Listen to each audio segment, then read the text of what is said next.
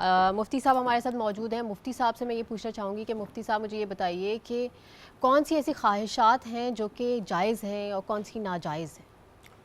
اچھا، بالکل بہت اچھا سوال کیا آپ نے. یاد رکھیے، بعثت مسلمان، بعثت مومن، جو خواہشات اللہ اور اس کے رسول کے احکام کے تابع ہیں تو وہ خواہشات جائز ہیں.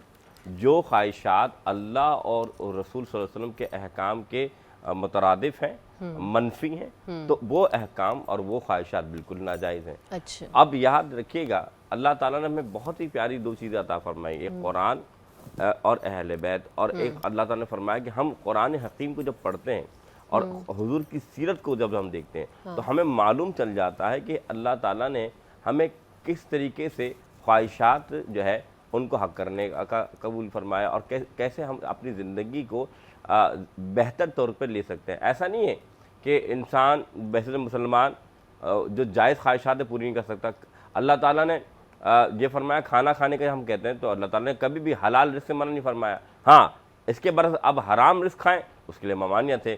اسی طریقے سے اللہ تعالیٰ نے اچھے کپڑے پہننے، اللہ تعالیٰ نے اچھے آپ کو بہتر رکھنے، اس کا بھی منع نہیں فرمایا، لیکن اسراف سے منع فرمایا. اللہ کے رسول کی حدیث ہے اللہ جمیل یحب الجمال، اللہ حسین اور حسین شے کو پسند فرماتا ہے. لیکن ایسا بھی نہیں کہ آپ اپنے حد سے تجاوز کر کے پیسوں کا ایسا ضائع کریں کہ اگر آپ ان پیسوں کو اسراف کے ذریعے بجائے آپ نارمل لے کر اپنے آپ کو بہتر کرتے تو بہتر ہو جاتا ہے. اچھا مفتی صاحب، sorry to cut you off, مسئلہ یہ ہوتا ہے کہ کیونکہ کچھ لوگوں کے پاس بہت زیادہ دولت ہے جی، اور اکثر لوگ کہتے ہیں کہ نہیں، اللہ تعالیٰ نے تو کہا ہے نا کہ اپنے مال کو خرچ کرو. ایک گاڑی تو ان کے پاس ہے لیکن ایڈ آن کرنے کے لیے 2 گاڑیاں 3 گاڑیاں شو آف کے لیے رکھتے ہیں، تو کیا یہ اسراف میں آئے گا؟ بالکل اسراف میں آئے گا. دیکھیں بات یہ ہے کہ اگر ان کی وہ بے شک حلال کمائی سے بالکل ضروریات زندگی میں اگر وہ گاڑی کام آ رہی ہے تو وہ تو ٹھیک ہے، لیکن اگر وہ ضروریات زندگی وہ گاڑی کھڑی ہوئی ہے، وہی مال جو حلال اللہ تعالیٰ نے آپ کو نعمت کے طور پہ دیا ہے، اللہ چاہے تو ایک لمحے چھین سکتا ہے، لیکن اللہ تعالیٰ نے کیوں دیا ہے کہ آپ اسی مال کو اچھے مصرف میں لگائیں نا. بات یہ ہے کہ آپ کا یہ مال صرف دنیا میں تھوڑی ہے، آپ کے آخرت میں بھی آپ کو صاحب پوچھے گا کہ آپ نے مال کہاں سے کمایا، کیسے خرچ کیا، کیا ہوا.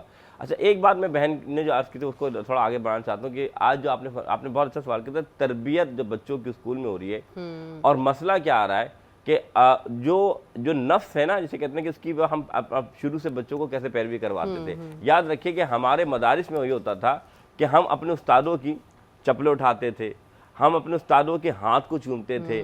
اور صفائی نصف ایمان کیوں کہا گیا کہ آج جو پیوریفیکیشن کی بات کرتے ہیں، بضابطے ہم اپنے مدارس کو یعنی صفائی ستھرائی کرنا، ان کے واش روم تک دھوتے تھے، جی، جھاڑو دلتی تھی، سب کچھ ہوتا تھا، اور جس کے گھر قرآن پاک پڑھنے بھی جاتے تھے ان کے گھر کے کام بھی بچے کرتے تھے. اس سے کیا ہوتا ہے کہ آپ کے اندر وہ جو کہتے ہیں کہ میں آنا اور آپ ایک اکڑ ہوتی ہے وہ ختم ہوتا ہے. اور اللہ تعالیٰ کو سب سے پیاری چیز کیا لگتی ہے؟ انسان کی عاجزی. یاد رکھیے گا، تکبر جو ہے نا، وہ اگر رائے کے دانے کے برابر بھی آ جائے تو بندہ جنت کی خوشبو نہیں پا سکتا.